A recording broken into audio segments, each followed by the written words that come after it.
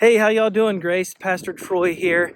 I'm just out in Tubbs Meadow, one of my favorite places to go to hike behind our house where the town has some hiking trails, oftentimes a place to clear my mind. I was thinking today about the call to worship from this past Sunday where the prophet Jeremiah talks about how let not the rich man boast in his riches, nor the wise man boast of his wisdom, or the mighty man boast of his might, it says there. It says this instead, that let him who boasts, boast in this, that he knows and understands me, that I am the Lord. That's a concept or a phrase that means more than just knowledge of, but a relationship, a connection, a communion with the living God. And that's something that we should boast in and delight in. And sometimes it's hard, we have distractions. So that's why I come out here. I get away from the emails. I get away from some of the distractions of responsibilities, maybe at the house. But one of the reasons that we want to clear away the distraction is we want to hear God's voice. We want to pray and connect with him. And it's hard to do that sometimes. One of the things that he's provided is his word. That's where we hear his voice by the power of his spirit. We can hear God speaking to us. And I want to talk to you as we think about going into a new year. I want to talk to you and challenge you to consider a means of doing that, a tool that we have found helpful at our church for you to connect with God and hear his voice on a regular, ongoing basis anytime throughout the year. And so I'm going to head back to the house and I'm going to talk about what that tool and resource is. Talk to you in a minute.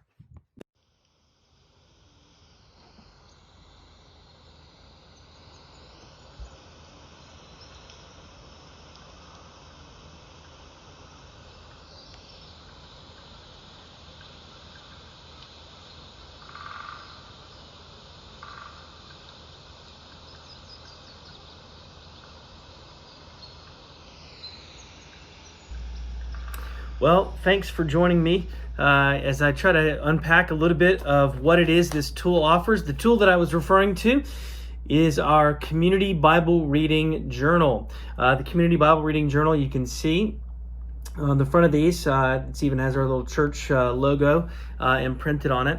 Let me explain. This is going to be a two-part series. I want to give you kind of a rough overview of what this tool is and what it involves. And then I'll try to, in another part, second part, describe some of the mechanics of how it actually functions and works and how you can get the most out of utilizing this tool. Just to be clear out of the gates, sometimes it's easy, even as we talk about going into a new year, that you would envision this to be some type of read through the Bible plan or goal. That's not what this is designed as. This is a tool to help you connect with God and to hear his voice and commune with him and grow in your understanding and relationship with God. The consequence, if you were to follow it, the 6 days a week that it's outlined, if you were to read the Old and New Testament chapters, you would find yourself getting through the Bible, the New Testament once a year and the Old Testament every 3 years. When you come to this, it's not designed to be just some type of highly technical dissect and outline every chapter. It's more of a, how do I put it, a guided pathway that you're invited to walk on. It's not wooden. It's something that you can pick up at any time. You can start. It doesn't have to start at the beginning of the year. You can restart at any time, and you just pick up where you are on that day. There's a particular assigned reading for every day of the week, 6 days a week, and you can pick back up at any time. So one of the things that I really love about this. Also, there's also an option for you to simply download. Krista and I both do this. You can download an app that Community Bible Reading Journal has, where you can listen to the daily reading, the 2 chapters. You can just hit play on your smartphone and you work through it. I prefer myself sometimes to actually have the Bible open and listen to the audio, but then to take notes, because as the journal works, you're writing out a few observations, very simple, and then also I write out a prayer in response to what I've encountered.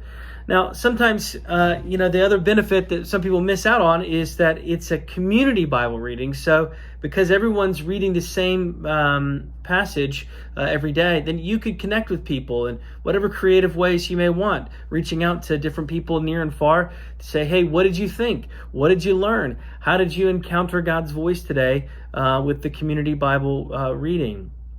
Now, I want to say this. A lot of times people tell me, listen, I get all that, but I read the Bible sometimes and I just don't get anything out of it.